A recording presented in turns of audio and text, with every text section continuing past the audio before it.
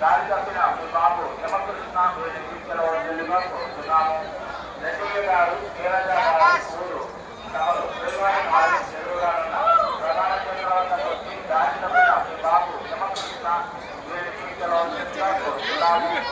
రెడ్డి గారు నీరజ గారు కోరుతున్నాము.